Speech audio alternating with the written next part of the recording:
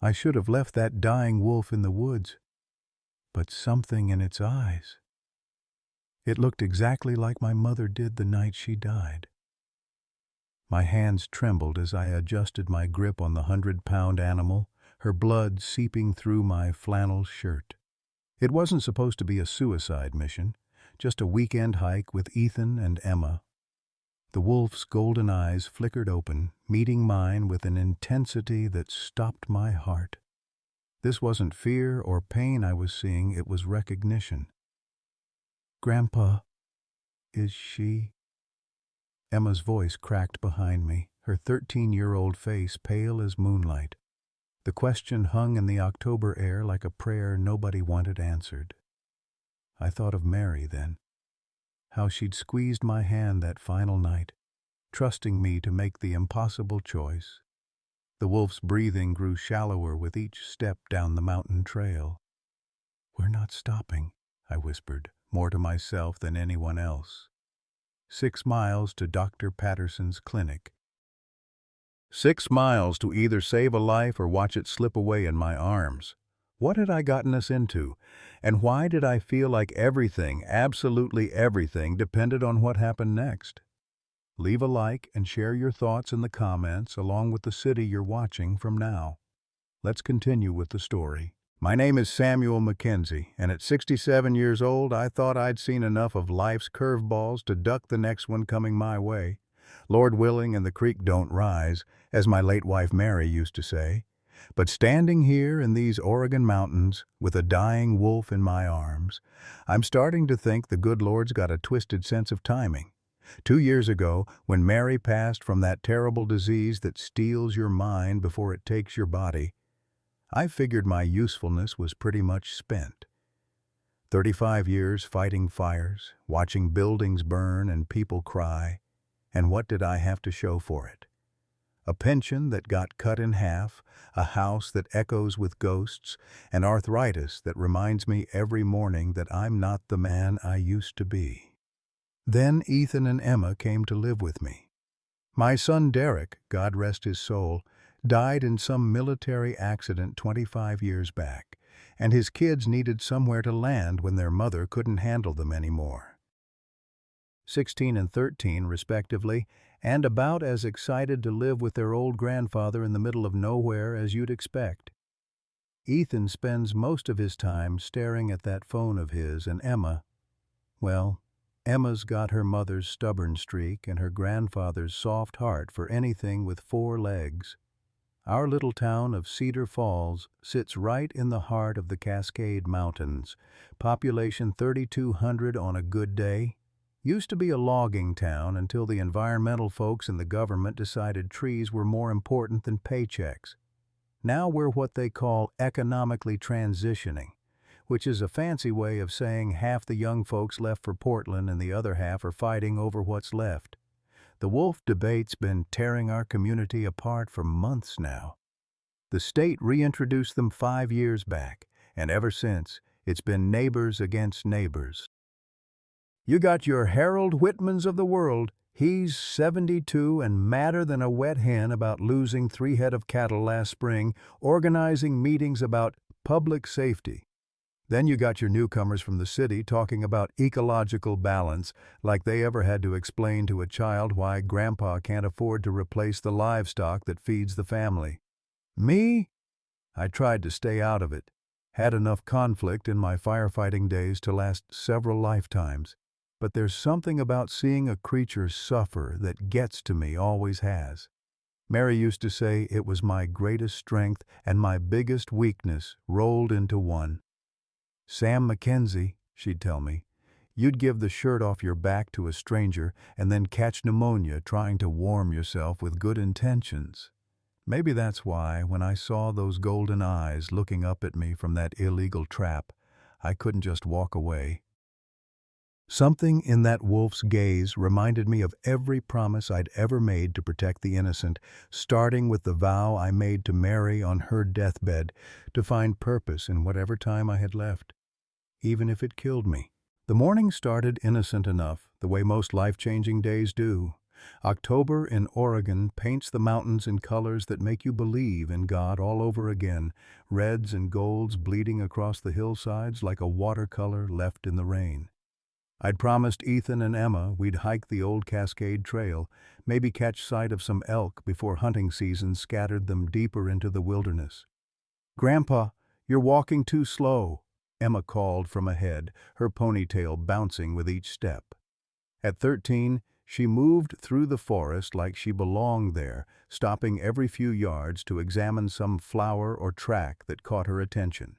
Ethan, on the other hand, trudged behind us with all the enthusiasm of a man heading to his own execution, earbuds firmly planted and his phone held high, searching for that mythical cell signal that never came this deep in the mountains. "Some of us have knees older than your daddy would have been," I replied, adjusting my pack. The familiar ache in my joints reminded me that 67 years of hard living leaves its mark, but I wasn't about to let these kids see me struggle. Pride's a funny thing. It'll prop you up when you're falling apart and kill you when you need help most. We'd been walking for maybe 2 hours when we heard it. A sound that made my blood run cold, like nothing I'd encountered in 3 decades of wilderness rescue calls. It started low, almost like a moan, then rose to something between a howl and a scream. Pain, pure and desperate, echoing off the canyon walls. "What was that?" Ethan pulled out his earbuds for the first time all morning, his teenage bravado evaporating like morning mist. "Stay behind me," I said, my old firefighter instincts kicking in, 35 years of running toward danger when everyone else ran away. Some habits die hard. "Both of you. And Emma, I mean it. Don't go wandering off." We followed the sound through a grove of Douglas firs, their canopy so thick it felt like walking through a cathedral. The forest had gone unnaturally quiet, the way it does when predators are near. Even the birds had stopped singing. My heart hammered against my ribs as we pushed through the undergrowth, following that terrible sound deeper into the woods. That's when we found her. The wolf lay in a small clearing maybe 30 yards from the trail, caught in what looked like an old-fashioned steel trap, the kind that's been illegal in Oregon for 15 years. Her left hind leg was clamped tight in the serrated jaws, and from the looks of the churned-up earth around her, she'd been fighting to get free for hours, maybe days. But it wasn't just the trap. Someone had shot her. The bullet wound was high on her shoulder, and dried blood matted the silver-gray fur around it. She was probably a year old, just coming into adulthood, with the lean build of a wolf that had never known captivity. Her golden eyes tracked our movement, but she was too weak to do more than lift her head and bare her teeth in a half-hearted warning. "Oh my God," Emma breathed, starting toward the animal before I caught her arm. "Don't," I said firmly. "Wounded animals are dangerous, honey, even ones that look gentle." But even as I said it, I was studying the wolf's face. Those eyes. There was something in them that hit me like a punch to the gut. It wasn't the wild desperation I'd expected. It was resignation, acceptance, the same look I'd seen in Mary's eyes during those final weeks when the Alzheimer's had taken almost everything, but somehow left her aware enough to know what was happening to her. "We have to help her," Emma said, tears streaming down her cheeks. "Grandpa, we can't just leave her here." "Em's right," Ethan said quietly, surprising me. My grandson might act like he didn't care about anything beyond his phone screen, but apparently some things could still reach him. "Look at her. She's dying." I knew they were right. Hell, I'd known it the moment I saw her. But knowing and acting are two different things, especially when acting might get you killed. A wounded wolf, even a young one, could take off a man's arm with one snap of those jaws. And at my age, with my reflexes not what they used to be. "The trap's not that complicated," I found myself saying, kneeling at what I hoped was a safe distance. See how it works.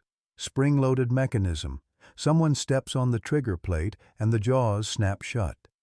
I studied the steel contraption, noting the rust around the edges. This thing's been out here a while, probably left over from before the ban. The wolf watched me with those impossibly intelligent eyes, and I swear I could see her trying to figure out if I was a threat or a salvation. Her breathing was shallow, labored. Time was running out.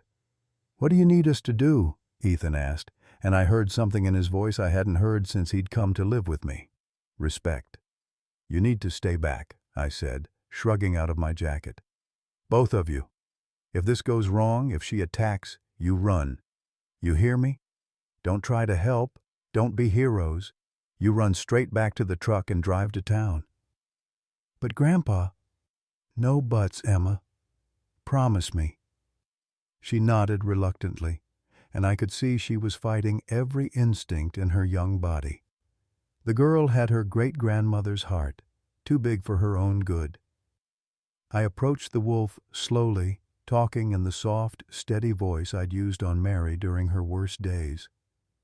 "Easy, girl. I know it hurts. I know you're scared. But I'm going to try to help you, okay? Just please don't bite my fool head off while I'm doing it." The wolf's ears twitched at the sound of my voice. She stopped trying to pull away from the trap and instead watched me with an intensity that was almost human. When I was close enough to touch her, she did something that nearly stopped my heart. She licked my hand. Not a bite, not a snap, not even a warning growl. Just a gentle, almost grateful touch of her tongue against my weathered skin. In that moment, looking into those golden eyes, I understood something that would haunt me for the rest of my days. She wasn't asking me to save her. She was asking me to try. "Well, I'll be damned," I whispered, and reached for the trap. The mechanism was simpler than I'd expected, but required more strength than I'd hoped. The spring was strong, and my arthritic hands weren't what they used to be. I had to plant my feet and use my whole body to pry the jaws apart, every muscle in my back screaming in protest. The wolf whimpered when the steel teeth pulled away from her leg, but she didn't try to run. Instead, she attempted to stand and immediately collapsed, her injured leg unable to bear weight. "She can't walk," Emma said, stating the obvious with all the directness of a 13-year-old. "No," I agreed, studying the situation. "She can't." The bullet wound was worse than I'd initially thought. The slug had gone clean through her shoulder, missing the major arteries by inches, but infection was setting in, and combined with the trap injury and what was probably days without food or water, she was in bad shape, real bad shape. "What do we do now?" Ethan asked. I looked at my grandchildren, then at the wolf, then at the 6 miles of rough terrain between us and the nearest veterinarian. At 67, carrying an 80-pound animal through the mountains would be a challenge on a good day, with my arthritis and her dead weight. "We carry her," I said, as if it was the most natural thing in the world. "We what?" Ethan's voice cracked.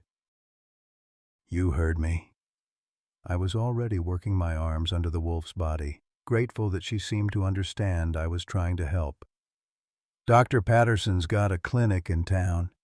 If anyone can save her, it's Jim." The wolf was heavier than she looked, all muscle and bone with no fat to speak of. When I lifted her, she made a sound that was part whimper, part sigh, and settled against my chest like she'd been waiting her whole life for someone to carry her home. "This is insane," Ethan muttered, but he was already shouldering my pack without being asked. "Maybe," I admitted, feeling the wolf's heartbeat against my arms. "But some things you just don't walk away from." And with that, we started the longest 6 miles of my life. The first mile nearly killed me. Not the wolf, me. 80 pounds of injured animal doesn't sound like much until you're carrying it over rocky terrain with a 67-year-old back that's been complaining about the weather for the past decade. Every step sent fire shooting up my spine, and my arms felt like they were going to tear clean off my shoulders. "Grandpa, maybe we should rest," Emma suggested for the third time, her young face creased with worry as she watched me stumble over a fallen log. "Can't stop now, honey," I gasped, readjusting my grip on the wolf. She'd gone limp in my arms, either from shock or resignation, and her breathing had become so shallow I had to keep checking to make sure she was still alive. Every minute counts. Ethan had taken point without being asked, using his phone's GPS to navigate the trail back toward the parking area. For once, I was grateful for all that technology he was always fiddling with. The boy might drive me crazy with his constant screen staring, but he knew these mountains better than I'd given him credit for. "There's someone up ahead," he called back, his voice tight with concern. I squinted through the trees and felt my heart sink. Harold Whitman stood blocking the trail about 50 yards ahead, his ancient hunting rifle cradled in his arms, and his weathered face set in the kind of expression that meant trouble. At 72, Harold was 2 years older than Dirt and twice as stubborn, with the kind of deep-seated hatred for wolves that came from losing livestock and watching your neighbors struggle to make ends meet. "Well, well," Harold called out as we approached. "Sam Mackenzie, carrying his new pet. Heard you'd lost your damn mind, but I had to see it for myself." "Harold," I nodded, not slowing down. "Beautiful day for a walk?" "Don't you smart-mouth me, Sam."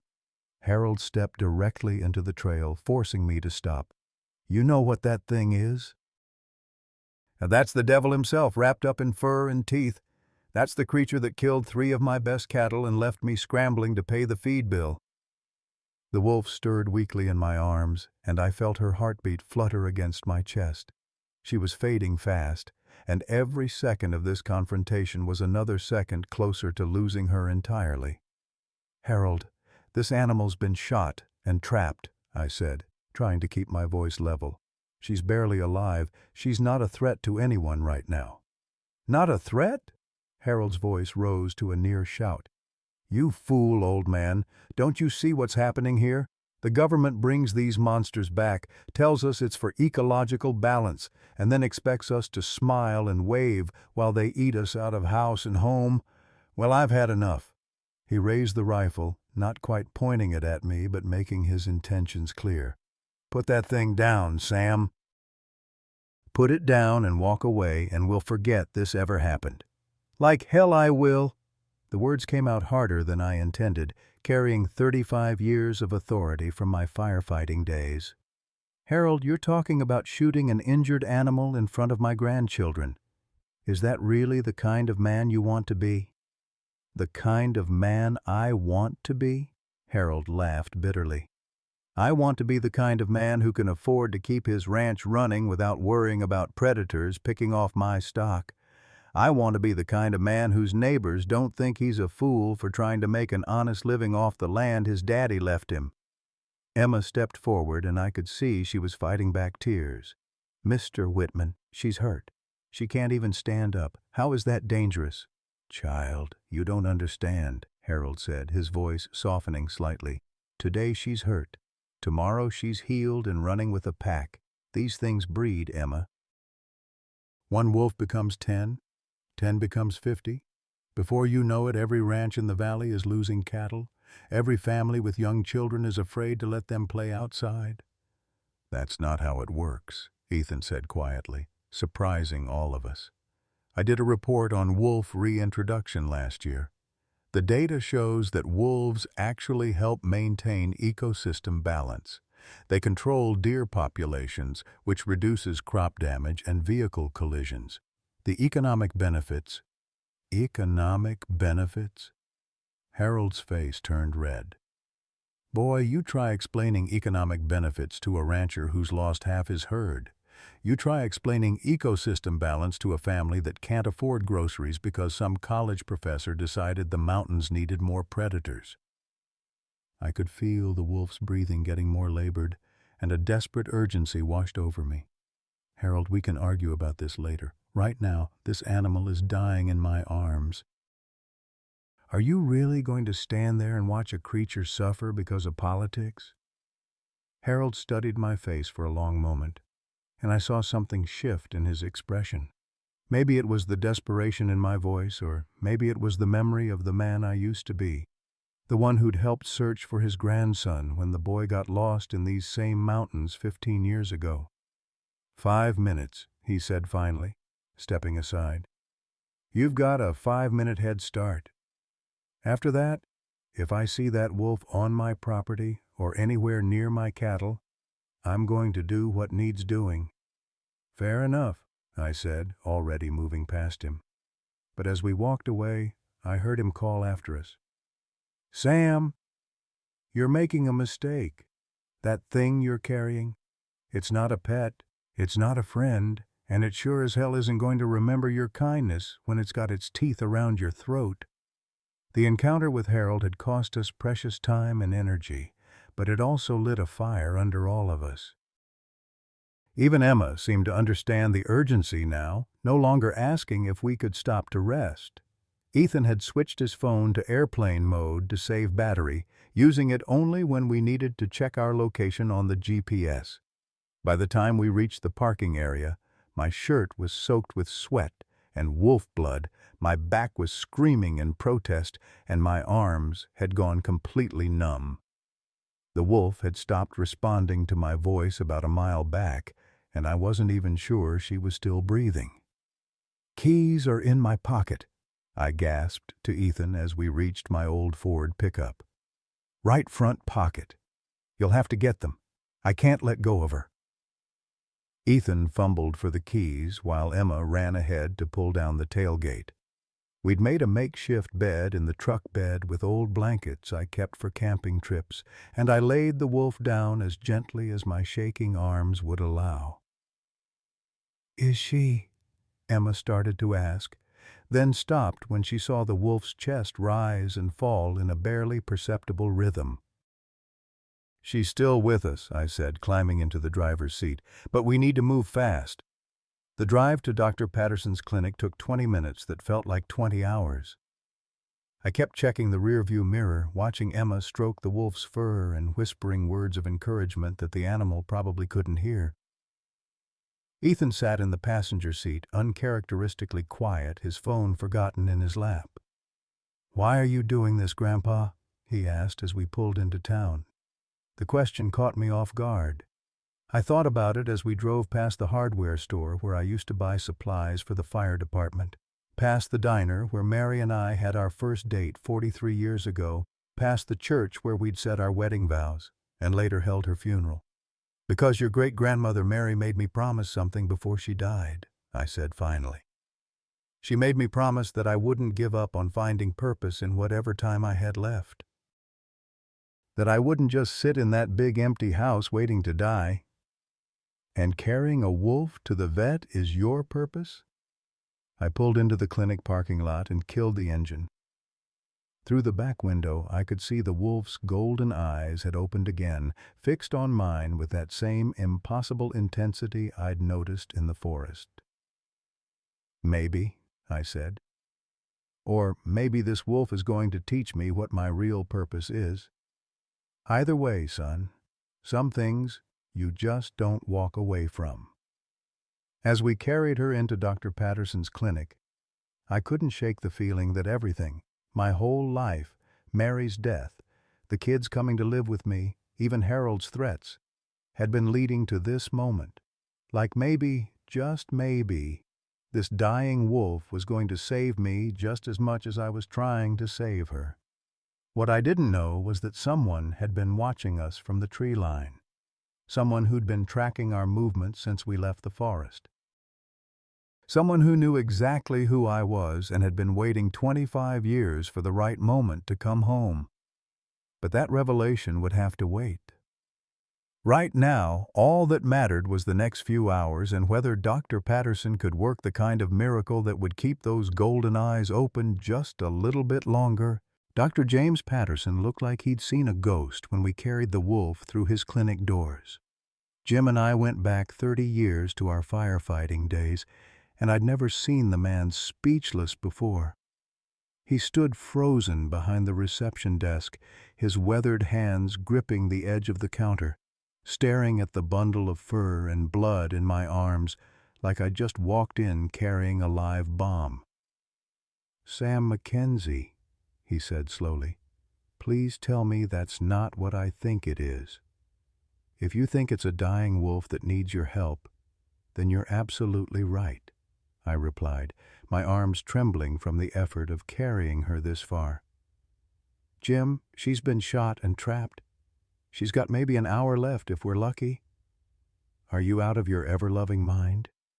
Jim's voice rose an octave. "Sam, I'm a veterinarian, not a wildlife rehabilitator. I treat dogs and cats and the occasional horse. I don't do wolves." Especially not in this political climate. Emma stepped forward, her 13-year-old face streaked with tears but set with determination. "Dr. Patterson, please. She's not dangerous. She's dying. You're the only one who can help her." Something in Emma's voice seemed to reach Jim in a way my pleading hadn't. He looked at the wolf, then at me, then sighed the deep, resigned sigh of a man who knew he was about to make a decision that would complicate his life considerably.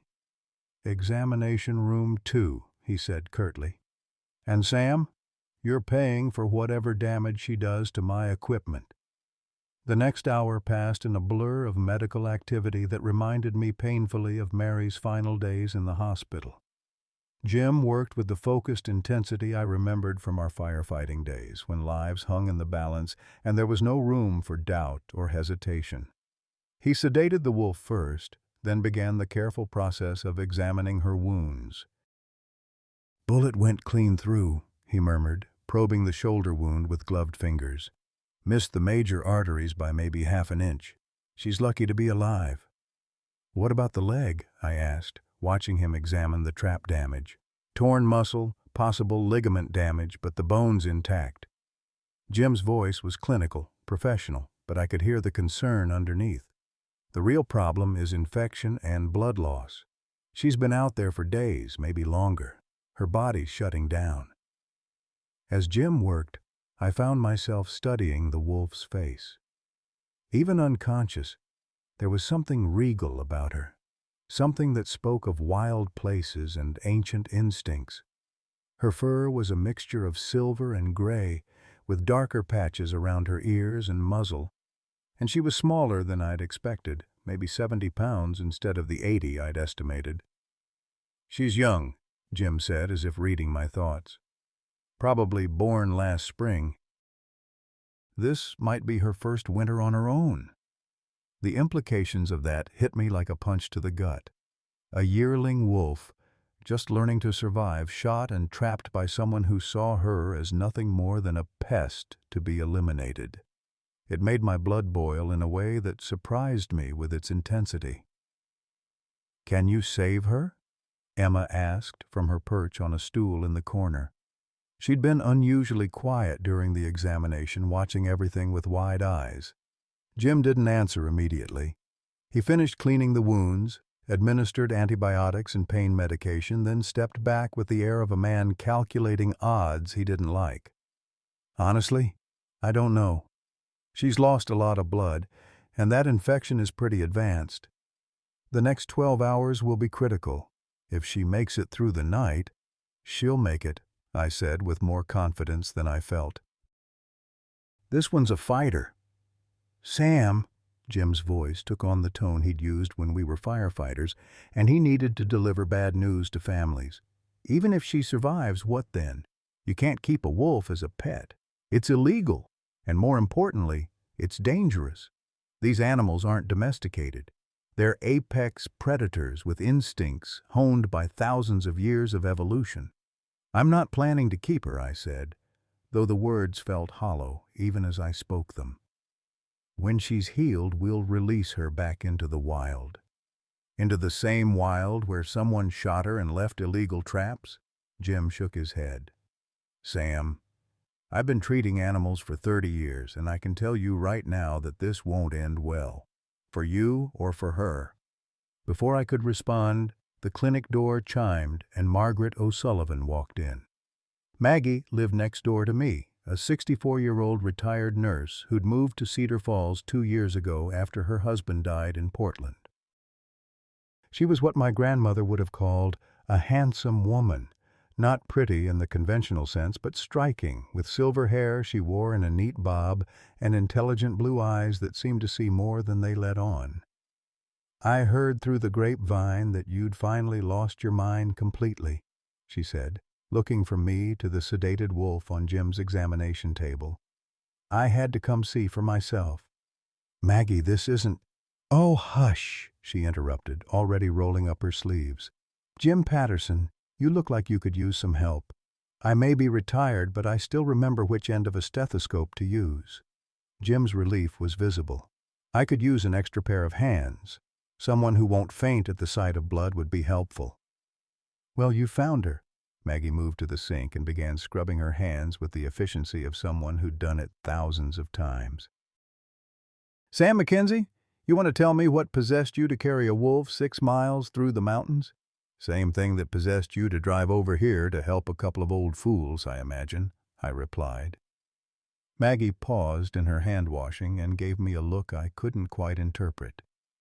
"Some things are worth the risk," she said quietly, "even when the smart money says to walk away." The wolf began to stir as the sedative wore off, and I instinctively moved closer to the table. Her golden eyes opened slowly, unfocused at first, then gradually sharpening as awareness returned. When she saw me, she tried to lift her head, and I could swear I saw recognition in her gaze. "Easy, girl," I murmured, the same way I'd talked to Mary during her confused moments. "You're safe now. Nobody's going to hurt you."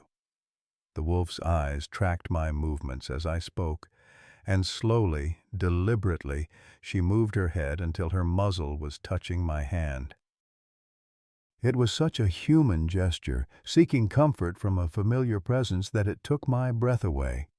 "Well, I'll be damned," Jim muttered. "In 30 years of veterinary practice, I've never seen anything like that. It's like she knows you saved her." Ethan, who'd been unusually quiet since we'd arrived, suddenly spoke up. "Wolves are pack animals, right? Maybe she thinks we're her pack now." "That's exactly what I'm afraid of," Jim said grimly. "Wolves bond for life, Sam. If she imprints on you and your family, then we'll deal with it when the time comes," I said firmly. "Right now, she just needs to survive the night." Maggie had been working quietly while we talked, checking the wolf's vital signs and adjusting the IV line Jim had inserted. She looked up at me with those perceptive blue eyes and said, "She's going to need round-the-clock monitoring for the next 48 hours. Someone needs to stay with her." "I'll do it," I said without hesitation. "We'll do it," Emma corrected from her corner. "Grandpa, you can't stay awake for 2 days straight, and she knows us now. She trusts us." Looking at my granddaughter, this fierce, compassionate young woman who'd inherited her great-grandmother's soft heart and stubborn streak, I felt a surge of pride that nearly brought me to tears. "Okay," I said. "We'll take shifts." As if the universe had been waiting for that moment of decision, my cell phone buzzed with a text message. Unknown number, but the words made my blood run cold. "Saw you at Patterson's clinic. That wolf dies tonight, or your family pays the price." I must have paled visibly because Maggie immediately asked, "Sam, what's wrong?" I showed her the message and watched her face harden with an anger I hadn't expected from the gentle woman next door. "Who would send something like this?" she demanded. Before I could answer, Jim's phone rang. After a brief conversation, he hung up and turned to us with a grim expression. "That was Sheriff Hayes. Someone reported seeing us carry a wolf into the clinic. There's already a crowd gathering outside, and it's not the friendly kind. Sam, I think you've started something that's bigger than just saving one animal." Through the clinic's front window, I could see pickup trucks pulling into the parking lot and people clustering on the sidewalk. Some carried signs, hastily made things with messages like, "Protect our children," and "Wolves kill." Others just stood there with the kind of hard expressions that meant trouble. "Maybe we should call this off," Jim said quietly. "Maybe we should let nature take its course." I looked down at the wolf, whose golden eyes were still fixed on mine with that impossible trust. Then at Emma and Ethan, who were watching me with expressions that said they were ready to follow my lead, no matter what it cost. "No," I said firmly. "We started this, and we're going to finish it. That girl put her trust in us, and I'll be damned if I'm going to let her down now." What I didn't know was that among the crowd gathering outside, one figure stood apart from the others. Someone who'd been watching our family for weeks, working up the courage to make contact. Someone who recognized my voice through the clinic windows and felt his heart break all over again at the sound of the father he'd thought he'd lost forever. But secrets have a way of revealing themselves when you least expect them, and this one was about to turn our world upside down. The crowd outside Dr. Patterson's clinic had grown from a handful of concerned citizens to nearly 50 people by the time the sun started setting behind the Cascade Peaks. Through the Venetian blinds, I could see Harold Whitman holding court near the front steps, his weathered hands gesturing emphatically as he spoke to anyone who'd listen. Mayor Davidson had shown up too, along with several town council members, their faces wearing the carefully neutral expressions of politicians trying to figure out which way the wind was blowing. "Sam," Jim said quietly, peering through the blinds beside me, "we might have a problem." The wolf, Emma had started calling her Luna, much to my secret delight, was resting more comfortably now. The antibiotics seemed to be working, and her breathing had stabilized. Maggie sat beside the examination table, monitoring her vital signs with the practiced efficiency of someone who'd spent 40 years in medicine. Every few minutes, Luna would open those golden eyes and look for me, as if making sure I hadn't abandoned her. "Grandpa," Ethan said from his position by the front window, "there's a news van pulling up." My heart sank. "Local or regional?" "Looks like Channel 8 from Portland." He paused, studying his phone screen. "And it's already trending on social media. #Wolf Rescue has over 1,000 posts in the last 2 hours. The double-edged sword of modern communication. What might have stayed a local controversy in my generation was now spreading across the state at light speed. I thought about Mary and how she would have handled this situation. She'd always been better at dealing with people than I was, better at finding the words that built bridges instead of walls. "Dr. Patterson?" A woman's voice called from outside, professional and persistent. "This is Rebecca Martinez from Channel 8 News. We'd like to speak with you about the wolf rescue." Jim rubbed his face with both hands.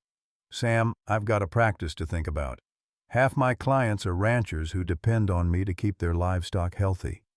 If this turns into some kind of anti-wolf crusade with me in the middle—" "I understand," I said, though the words tasted bitter. "Jim, you've done more than enough. If you need us to leave—" "Nobody's leaving," Maggie interrupted firmly. "Luna needs at least another 12 hours of monitoring before she's stable enough to move, and frankly, moving her now might kill her." Through the window, I watched Harold Whitman approach the news crew, his face animated with the fervor of a man who'd finally found an audience for his grievances. Even from inside the clinic, I could hear fragments of his speech drifting through the glass. "These people don't understand what it's like to lose half your cattle to predators. Government forces these wolves on us and expects us to smile about it, endangering our children for the sake of political correctness." "He's not wrong about the cattle," Jim said quietly. "Harold lost 3 head last spring. That's nearly $5,000 out of his pocket." "And this wolf was responsible for that?" I asked, gesturing toward Luna, who at the moment looked about as threatening as a sleeping house cat. Probably not specifically, but wolves are pack animals, Sam. Where there's one, there are usually others. Emma looked up from her vigil beside Luna's table. So we should kill them all because they're inconvenient? The question hung in the air like smoke from a campfire, acrid and impossible to ignore. It was the kind of moral complexity that my generation had been wrestling with for decades. The balance between human needs and environmental responsibility, between traditional ways of life and changing scientific understanding. "It's not that simple, honey," I said gently. "Harold's not a bad man. He's just trying to protect his livelihood the same way we're trying to protect Luna." "Then why can't we find a solution that protects both?" Emma asked with the devastating logic of youth. Before anyone could answer, Sheriff Linda Hayes knocked on the clinic door. Linda was 50 years old, tough as nails, and had been keeping the peace in Cedar Falls for the better part of 2 decades. She'd also been one of Mary's closest friends, which meant she knew our family well enough to cut through the bullshit when necessary. "Sam," she said as Jim let her in, "we need to talk." "Linda," I nodded toward Luna. "As you can see, we're not exactly harboring a dangerous criminal here. That's not the issue, and you know it." Linda's voice carried the weary authority of someone who'd broken up too many fights and mediated too many disputes. "The issue is that half this town sees you as a hero standing up for wildlife, and the other half sees you as a reckless old fool endangering the community. Both sides are getting more worked up by the hour."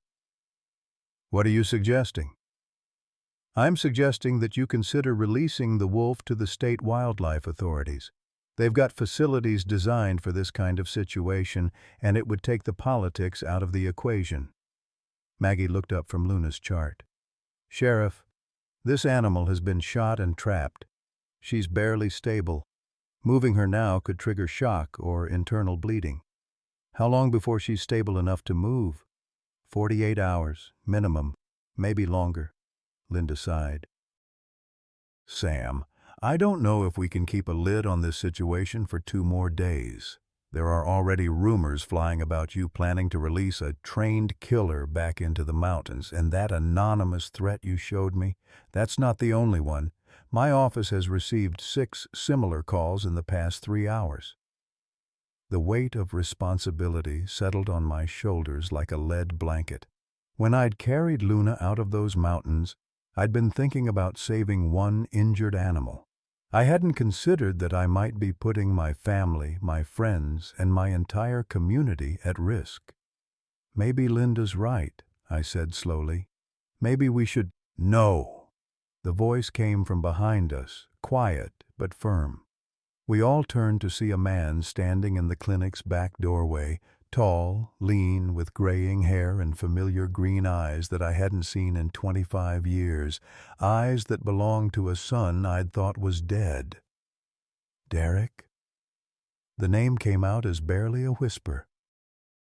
My son, alive, real, standing in Jim Patterson's clinic like a ghost made flesh, stepped into the room with the cautious movements of a man who'd spent years expecting rejection. He was older than he should have been, weathered in ways that spoke of hard living and harder choices. But those eyes, those were definitely my boy's eyes. "Hello, Dad," he said simply. The room went dead silent. Ethan and Emma stared at the stranger who claimed to be their father, the father they'd been told died in a military accident when they were babies. Maggie's hand went to her throat in shock. Even Luna seemed to sense the tension, lifting her head to study this new presence. "You're supposed to be dead," I said, my voice barely functioning. "I know. I'm sorry. There's so much to explain, but right now—" Derek's eyes moved to Luna, and something in his expression shifted. "Right now, you need to know that she's not the only one in danger. There are men in these mountains, professional hunters, and they're not here for sport. They're here to eliminate the entire local wolf population, and they'll kill anyone who gets in their way."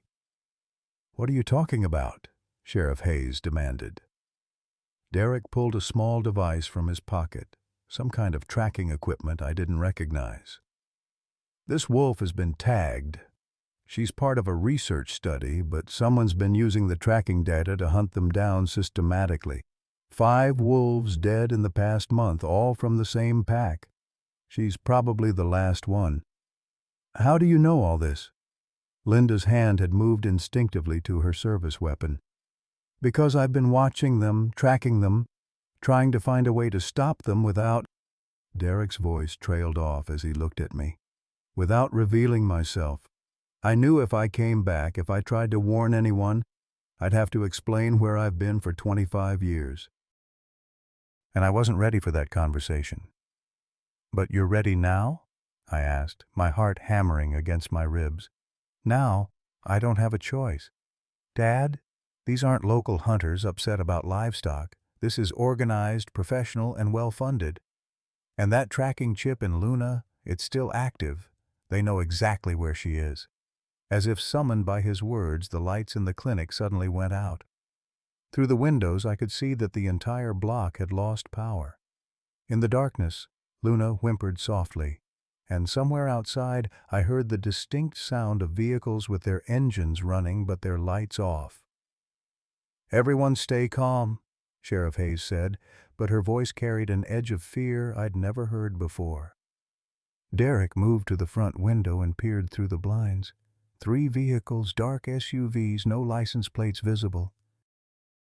"Professional hunters don't usually work in teams this large unless they're planning something more than just killing wolves." "What are you saying?" Jim asked. "I'm saying they're not just here for Luna. They're here to eliminate anyone who might interfere with their operation, and that includes everyone in this room." The full scope of what I'd stumbled into began to dawn on me. This wasn't about saving one injured wolf. This was about something much larger, much more dangerous. And my decision to carry Luna out of those mountains had painted a target on everyone I cared about. In the darkness, I reached for Emma's hand and found Ethan's shoulder. 25 years of thinking my son was dead, and now he was back just in time to tell me that trying to save one life might cost us all of ours. "Derek," I said quietly, "what exactly have you been doing for the past quarter century?" "Trying to become the kind of man you raised me to be," he replied. "And failing spectacularly at it. But right now that doesn't matter. What matters is getting all of you out of here alive." Outside, I could hear footsteps on gravel, moving with the coordinated precision of people who knew exactly what they were doing. Luna struggled to lift her head, her golden eyes reflecting what little moonlight filtered through the windows. Even injured and sedated, she seemed to understand that the real danger had just arrived. "Dad," Derek said urgently, "I need you to trust me. Can you do that?" Looking at this stranger who wore my son's face, who'd let me grieve for 25 years while he was alive and apparently fighting some kind of shadow war in the mountains, I realized that trust was the one thing I couldn't give him, not yet, not until I understood what he'd become and why he'd stayed away so long. But with Luna's life hanging in the balance and unknown predators circling outside, I was about to learn that sometimes you have to choose between the trust you can't give and the lives you can't afford to lose. The first gunshot shattered the clinic's front window at 9:47 p.m., sending glass cascading across the reception area like deadly rain. Luna jerked awake on the examination table, her golden eyes wide with terror, while Emma screamed and Ethan pulled her down behind the reception desk. In that split second of chaos, every instinct I'd developed in 35 years of emergency response kicked in. "Everyone down!"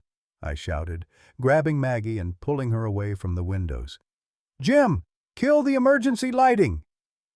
The clinic plunged into complete darkness just as another shot punched through the wall where Maggie had been standing moments before. Derek moved like a man who'd done this before, quickly but silently, positioning himself near the back exit while keeping low. "Dad, we need to move," he whispered urgently. "They're not trying to capture Luna. They're trying to eliminate everyone who's seen too much." "Seen too much of what?" Sheriff Hayes demanded, her service weapon drawn but useless against enemies she couldn't see. "The systematic extermination of the entire regional wolf population," Derek replied grimly. "This isn't about livestock protection or public safety. It's about clearing the way for a massive development project that can't proceed with endangered species in the area." Another window exploded inward, and I could hear voices outside, professional, coordinated, deadly. These weren't angry ranchers or concerned citizens. These were people who killed for money. "How many?" Linda asked Derek. "At least 6, probably more. Military trained, well equipped." Derek's voice carried the weight of experience I didn't want to think about. "They've been systematically eliminating witnesses to their operation for months." Emma's voice came from behind the reception desk, small and frightened. "Grandpa, what about Luna? We can't leave her." I looked at the wolf, who was struggling to stand despite her injuries, every instinct telling her to flee the danger she could sense but couldn't escape. In her golden eyes I saw the same desperate trust she'd shown me in the forest. The faith that somehow, against all odds, I would find a way to save her. "We're not leaving anybody," I said firmly, though I had no idea how to make that promise good. Derek appeared beside me, moving through the darkness with unsettling ease. "Dad, there's something I need to tell you about Luna. She's not just any wolf, she's the alpha female of the Cascade Pack, the last one. If she dies, the entire genetic line disappears forever." "How do you know that?" "Because I've been protecting what's left of her pack for the past 3 years." Derek's admission hit me like a physical blow. After the military, after everything went wrong, I came back to these mountains to hide. But when I saw what was happening to the wolves, I couldn't just watch. The sound of approaching footsteps crunched on the broken glass outside. We were running out of time. "There's a service tunnel that connects to the old mine shaft behind the clinic," Jim whispered. "Built during Prohibition for unofficial purposes. It comes out near the river about half a mile downstream." "Can Luna make it that far?" I asked Maggie. She shook her head grimly. "Not without help, and probably not at all. Sam, she needs surgery to remove bullet fragments, and that leg injury is worse than Jim initially thought. Moving her now might kill her," I finished. "But staying here definitely will." Derek was already moving toward the examination table. "I'll carry her. Dad, you get the kids and follow Jim to the tunnel. Maggie, Linda—" "I'm not leaving my patients," Jim interrupted stubbornly. "And I'm not letting you carry a sedated wolf through mine shafts. That's suicide." "Then what do you suggest?" Derek's voice carried an edge of desperation. The answer came from the most unexpected source. Emma stood up from behind the reception desk, her young face set with determination that reminded me painfully of Mary during her most stubborn moments. "We make a stand," she said simply. "Luna trusted us to save her, so we save her. Right here." "Emma, honey, this isn't a movie," I started to say, but she cut me off. "Grandpa, you spent 35 years running into burning buildings to save people. Derek spent 25 years protecting wolves from killers. Sheriff Hayes protects this whole town, Dr. Patterson saves animals every day. And Maggie—" Emma looked at our neighbor with sudden insight. "Maggie's been fighting something terrible for months, haven't you?" Maggie's face went white in the dim light. "Emma, this isn't the time." "Yes, it is exactly the time," Emma said fiercely. "We're all here because we know how to fight for things that matter. So let's fight." Another gunshot, closer this time, followed by the sound of the front door being kicked in. Heavy boots on broken glass, professional voices coordinating their sweep of the building. "Clinic's clear from the front," someone called out. "Check the back rooms." Derek grabbed my arm. "Dad, I need you to know something before. If we don't make it out of this, I never died in that accident. I deserted. Walked away from my unit, from my family, from everything because I couldn't handle what I'd seen, what I'd done. I've been a coward for 25 years. And now?" I whispered. "Now I'm tired of running." What happened next unfolded like the worst kind of nightmare, and the most beautiful act of courage I'd ever witnessed, all at the same time. Derek stepped into the hallway, his hands visible but his voice carrying the authority of a man who'd finally found his purpose. "I'm the one you want," he called out to the hunters. "Derek McKenzie. I'm the one who's been interfering with your operation." "Derek, no!" I started after him, but Maggie caught my arm. "Wait," she whispered. "Trust him." Through the doorway I could see 3 figures in tactical gear, weapons drawn, surrounding my son. Professional killers who'd probably eliminated dozens of witnesses without a second thought. "You've been a problem, Mackenzie," one of them said. "Where's the wolf?" "Safe," Derek replied calmly. "Along with all the evidence of what you've been doing in these mountains." "What evidence?" Derek smiled, and for the first time in 25 years, I saw the boy I'd raised, the one who'd never backed down from a bully, never left a friend behind, never gave up when the odds were against him. Photos, video, documentation of every kill, every illegal trap, every bribe paid to local officials. All of it uploaded to the cloud with dead man switches that activate if I don't check in every 12 hours. It was a bluff. It had to be. But it was delivered with such conviction that even I almost believed it. The lead hunter raised his weapon. "You're lying." "Maybe," Derek said. "But are you willing to bet your employer's entire operation on it?" The silence stretched taut as a bowstring. In the examination room, Luna whimpered softly, and I realized she was trying to stand, trying to reach the sound of conflict. Even injured and sedated, her instincts told her to protect her pack. And that's when Maggie did something that took my breath away.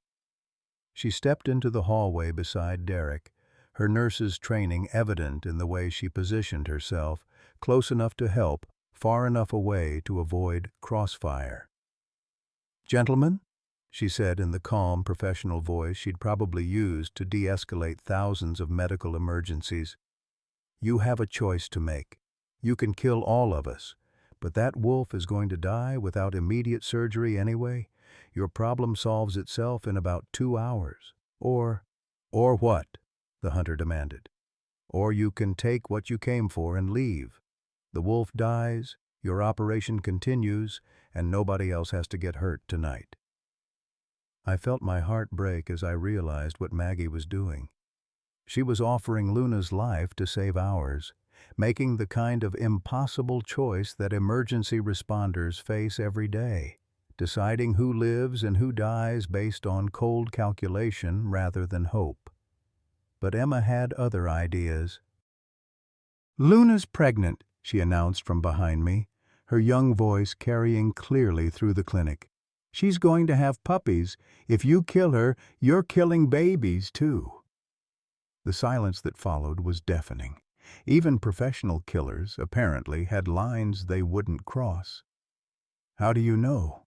the hunter asked. Jim Patterson stepped into the hallway, his veterinarian's authority lending weight to his words. "Ultrasound confirmed it 3 hours ago. 3 cubs, probably due within the week." I watched the lead hunter's face change as he processed this information. Killing adult wolves was one thing, a job, a paycheck, a necessity for his employer's plans. But wolf cubs? That crossed a line even hardened professionals respected. "Change of plans," he said into his radio. "We're extracting. Package is non-viable for termination." "What about the witnesses?" another voice crackled back. The hunter looked at each of us in turn. Derek, Maggie, me, the kids, Jim, Sheriff Hayes. His expression was unreadable behind his tactical gear.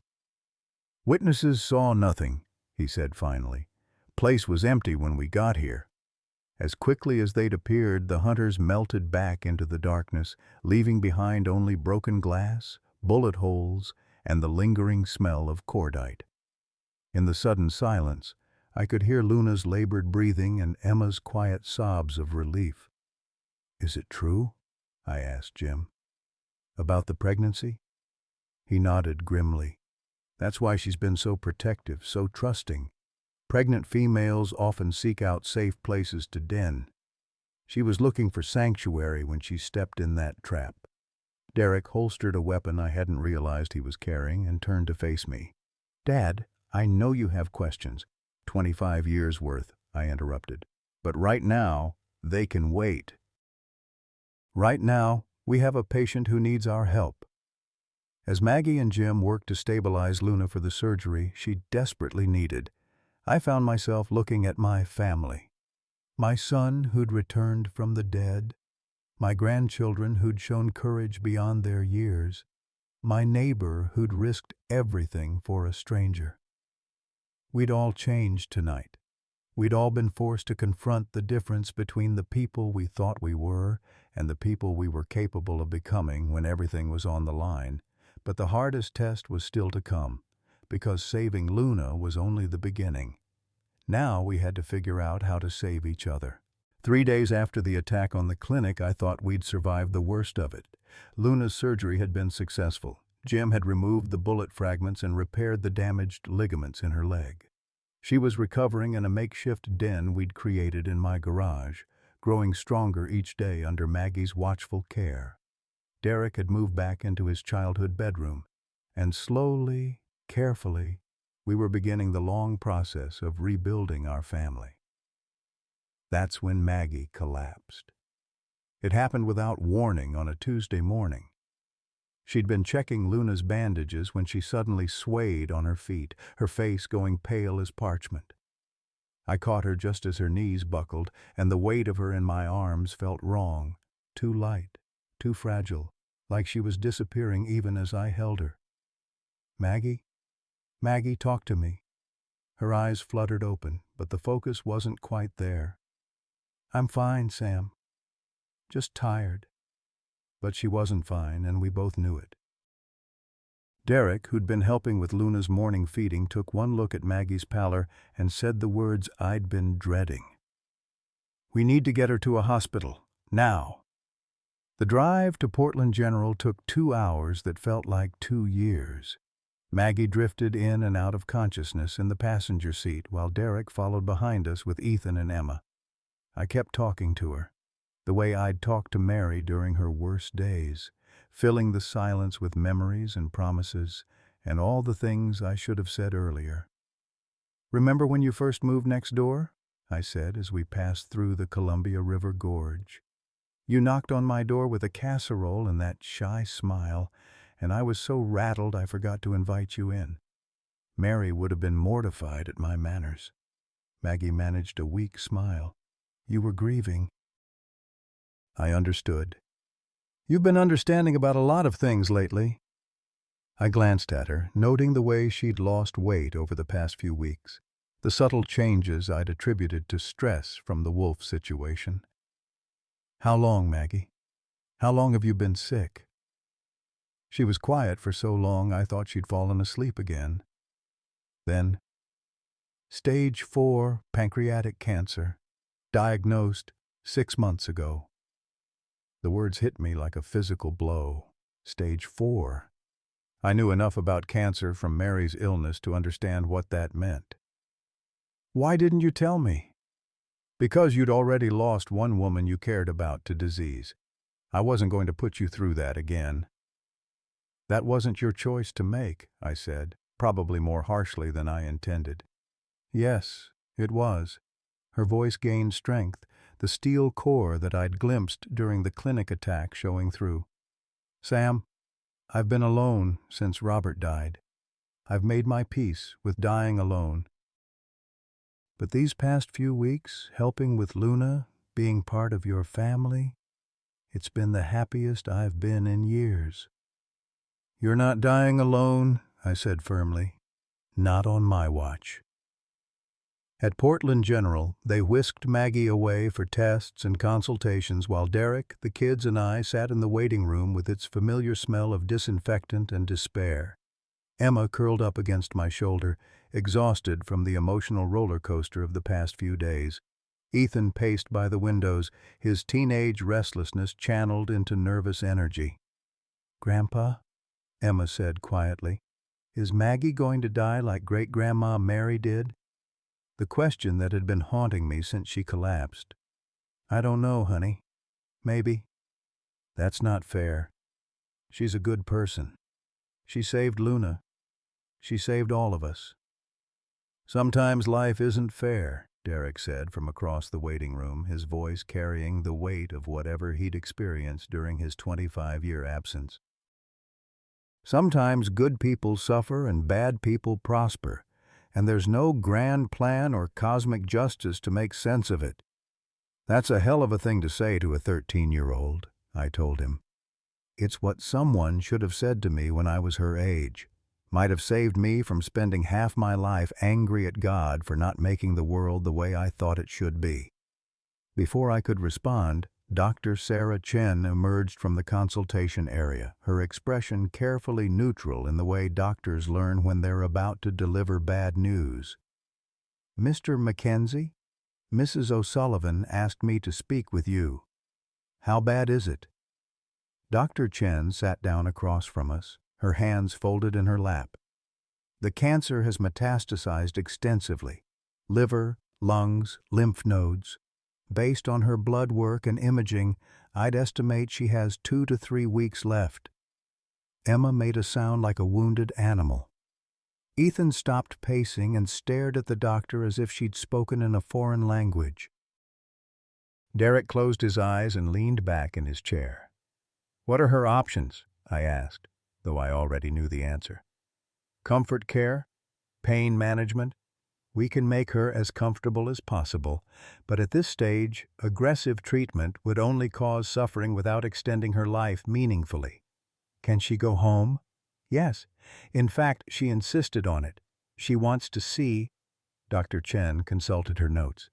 "Something about a wolf?" Despite everything, I smiled. Even facing death, Maggie's first concern was for Luna.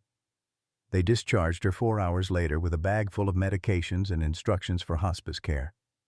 The drive home was quieter than the morning trip, weighted with the knowledge that we were racing against a deadline none of us could control. Luna seemed to sense something was wrong the moment we carried Maggie into the garage. The wolf struggled to her feet, ignoring her own healing injuries, and approached Maggie with the same gentle intelligence she'd shown me in the forest. Without fear or hesitation, Luna rested her muzzle against Maggie's hand. "She knows," Maggie whispered, stroking Luna's fur with trembling fingers. "Animals always know." Over the next week, a strange routine developed in our house. Derek and I took turns sitting with Maggie during the difficult nights when the pain medication wasn't enough. Emma appointed herself Luna's primary caretaker, talking to the wolf about everything from school problems to her fears about losing another person she loved. Ethan, in his awkward teenage way, brought Maggie books and magazines and sat quietly while she read, offering the gift of his presence without trying to fill the silence with words. The wolf's recovery paralleled Maggie's decline in heartbreaking counterpoint. As Luna grew stronger, more alert, more ready to return to the wild, Maggie grew weaker, more fragile, more ready to let go of the world she'd fought so hard to protect. "I need to tell you something," Derek said one evening, as we watched Maggie sleep on the couch, Luna curled protectively at her feet. "About why I really stayed away for 25 years. Derek, you don't have to." "Yes, I do. Because if I learned anything from watching Maggie face death with such grace, it's that secrets are just another kind of cancer. They eat you alive from the inside." He was quiet for a long moment, watching the rise and fall of Maggie's chest. "After the war, after I came back, I was broken. PTSD, survivor's guilt, the whole package. I got into drinking, fighting, making bad choices. One night, driving drunk, I hit a family. Father, mother, 2 young kids. Killed them all. The confession hit me like a physical blow. Derek, I should have gone to prison. Should have faced the consequences. Instead, I ran, changed my name, disappeared into the mountains, and let everyone think I was dead, because it was easier than admitting what I'd become.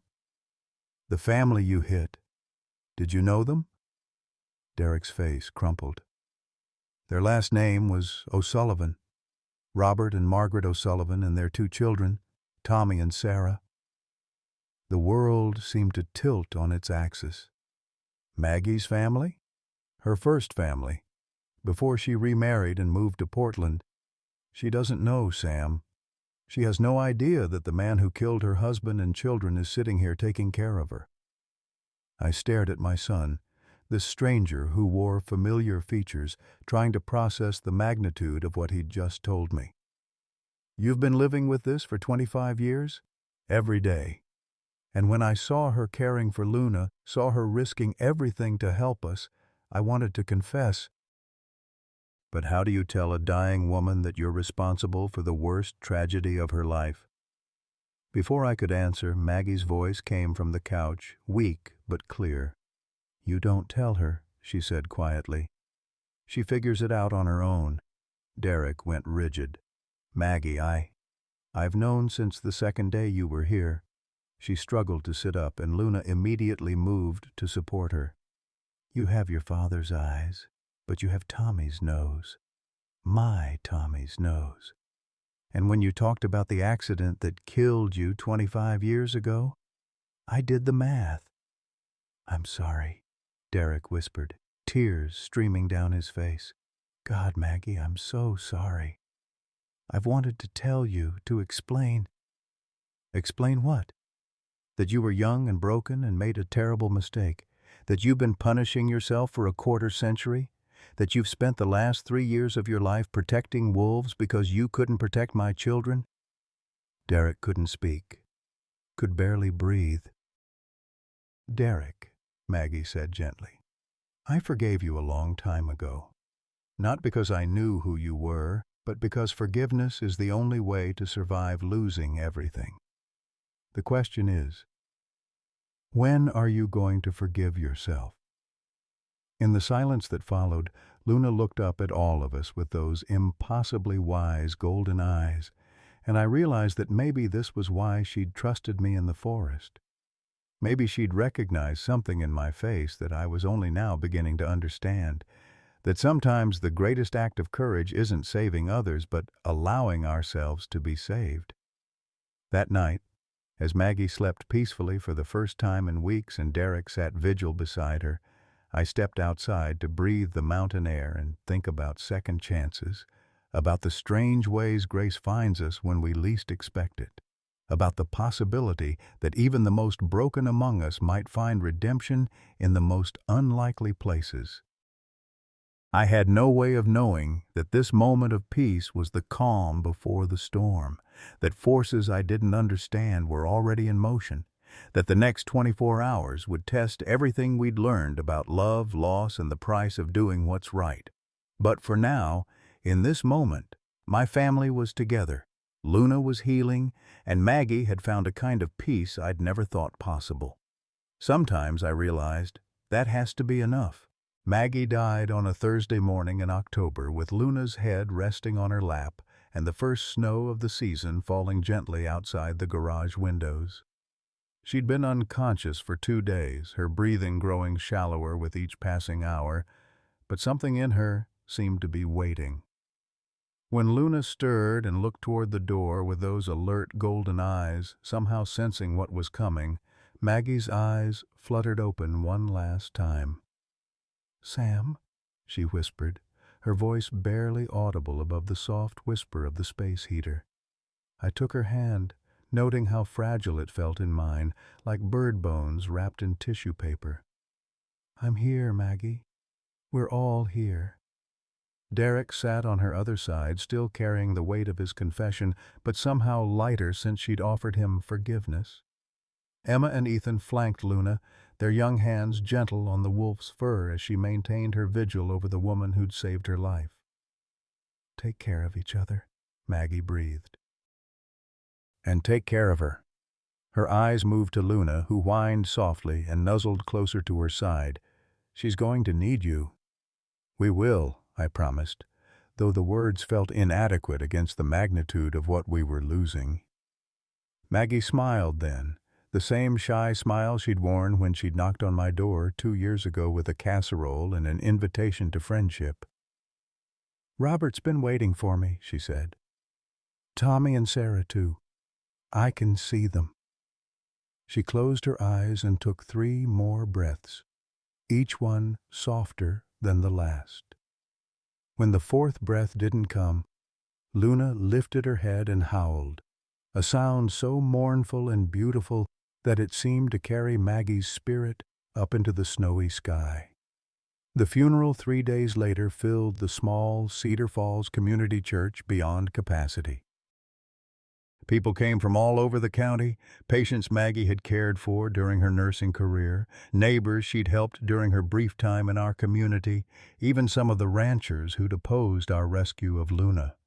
Harold Whitman surprised everyone by showing up in his best suit, hat in hand, to pay his respects to a woman he'd barely known but somehow understood. "She had grit," he said to me after the service, his weathered face showing more emotion than I'd seen from him in decades. "The kind of woman who makes a place better just by being in it." I couldn't argue with that assessment. In 2 short years, Maggie had become the heart of our little community, the person everyone turned to when they needed strength or comfort, or just someone to listen. Her loss left a hole that would take a long time to fill, but life, as Mary used to say, has a way of demanding that you keep moving forward even when you'd rather sit down and grieve. Luna's health was improving daily, and Dr. Patterson estimated she'd be ready for release within the week. The cubs she was carrying, we'd finally confirmed there were 3, would be born in the wild if we timed everything right. It was what Maggie would have wanted. "Where will you release her?" Derek asked as we prepared for what would likely be Luna's last night in our garage.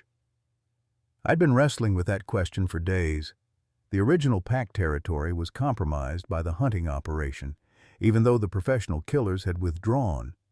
Local sentiment about wolves remained divided, and I worried about Luna's safety if she stayed too close to human habitation. "There's a sanctuary about 200 miles north," I said finally, "run by the State Wildlife Department. She'd be safe there, and the cubs would have room to grow up wild." "But," Derek could hear the hesitation in my voice, "but it's not her home. This is her territory, these mountains, this forest. Taking her away from here would be like sending me to live in a city apartment. Safe, maybe, but not where I belong." Emma, who'd been unusually quiet since Maggie's death, looked up from where she was brushing Luna's coat. At 13, she was old enough to understand the complexity of the situation, but young enough to see it in black and white terms. "Why can't she just stay here?" she asked. "In our forest?" "Because it's not safe, honey. There are still people who want to hurt her. Then we protect her, the way she protected us." The simple logic of youth, cutting through adult complications like a knife through butter. But Emma was right in a way that made my chest tight with pride and fear in equal measure. Luna had become family, and you don't abandon family just because it's dangerous or difficult. That night, as I sat with Luna in the garage for what might be our last time together, she did something that stopped my heart. She struggled to her feet, still favoring her injured leg slightly, and walked to the corner where we'd placed Maggie's old nursing bag. With her teeth, she gently pulled out the stethoscope Maggie had used to monitor her recovery. Luna carried the stethoscope back to me and dropped it in my lap, then looked at me with those impossibly intelligent golden eyes. It was as if she understood that Maggie was gone, and she was offering me the one thing that connected us all to her memory. "I know, girl," I whispered, stroking her head. I miss her too. That's when I heard the vehicles approaching. Multiple engines, moving fast but without sirens. My blood went cold as I recognized the sound, the same coordinated arrival pattern the hunters had used at the clinic. "Derek!" I called toward the house. "We've got company!" Derek appeared in the garage doorway, his face grim. "I see them. 3 SUVs, different configuration than before." "This isn't the same team." Through the windows I could see flashlight beams sweeping the property. Professional, systematic, but something felt different about this approach. They weren't trying to be covert. "Mr. Mackenzie?" A woman's voice called from outside, authoritative but not threatening. "This is Agent Sarah Morrison with the U.S. Fish and Wildlife Service. We need to speak with you about the wolf." Derek and I exchanged glances. Government agents, not corporate killers. This was a different kind of problem. "We're coming out," I called back, then turned to Emma and Ethan, who'd appeared in the doorway. "You two stay with Luna. Don't let anyone near her without me." Agent Morrison was a tall, professional-looking woman in her 40s, flanked by 2 other agents and what appeared to be a veterinarian carrying a tranquilizer gun. Behind them, Sheriff Hayes stood looking uncomfortable, her hand resting on her service weapon. "Mr. Mackenzie, I'm sorry for the late hour, but we have a court order authorizing the immediate seizure of an illegally harbored wolf for relocation to an approved facility." She handed me an official-looking document. "The animal needs to be surrendered immediately." "On whose authority?" Derek demanded, stepping up beside me. "The Endangered Species Act, the Lacey Act, and about 6 other federal statutes that make keeping a wild wolf on private property a serious crime." Agent Morrison's tone was professional but not unkind. "Mr. Mackenzie, I understand you've become attached to this animal, but what you've done is not only illegal, it's dangerous." "Dangerous to who?" I asked. "She's injured, pregnant, and has never shown aggression toward any human being." "Dangerous to her," the wildlife veterinarian interjected.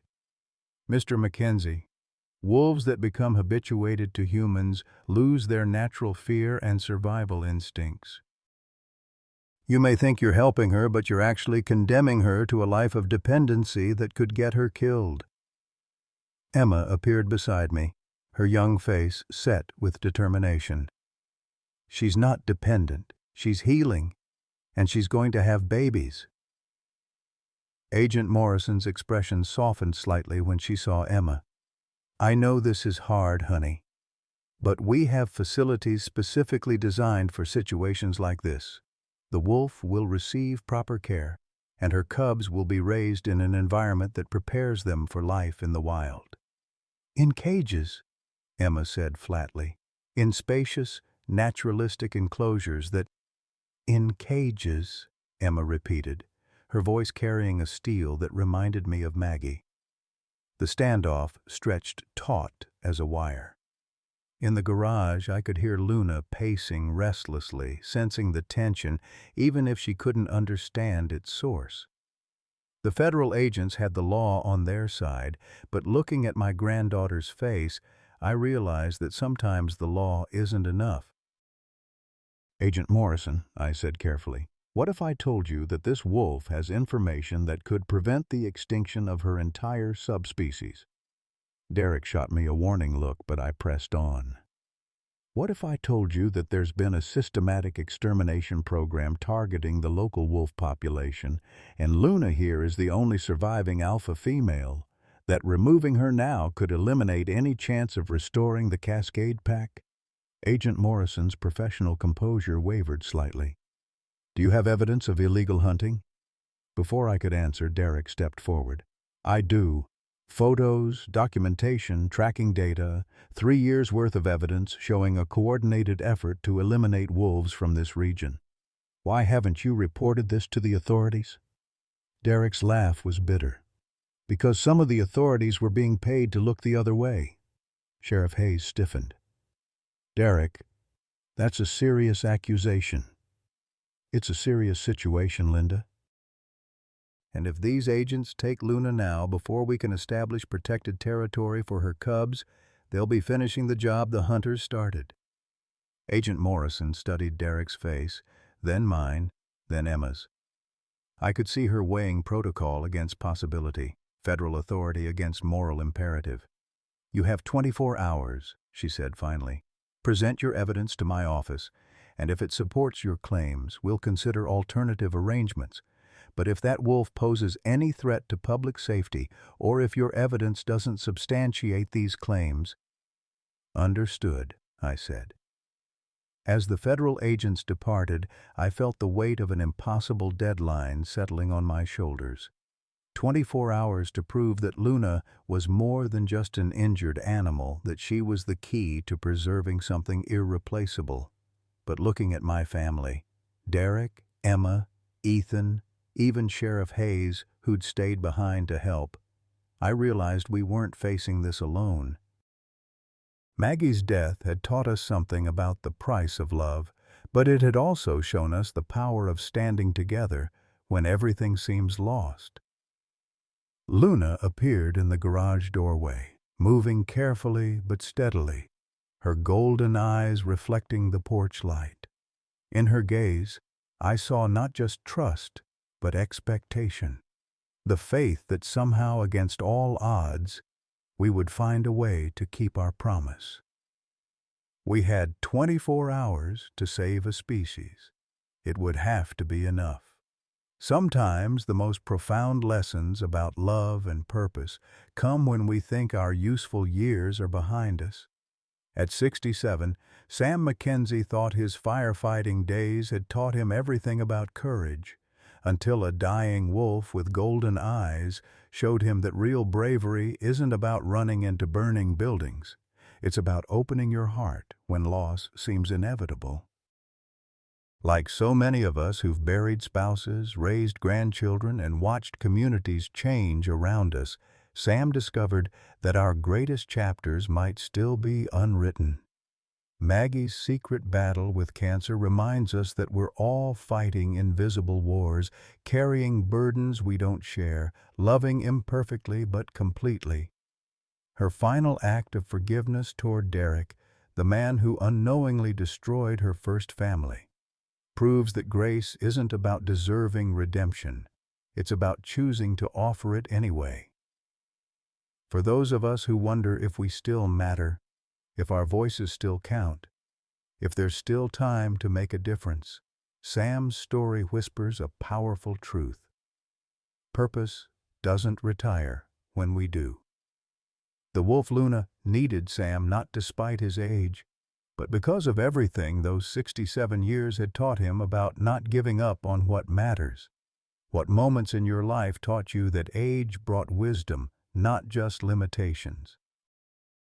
Have you ever discovered unexpected purpose when you thought your useful years were over? Share your story in the comments below. We'd love to hear how life surprised you with new meaning.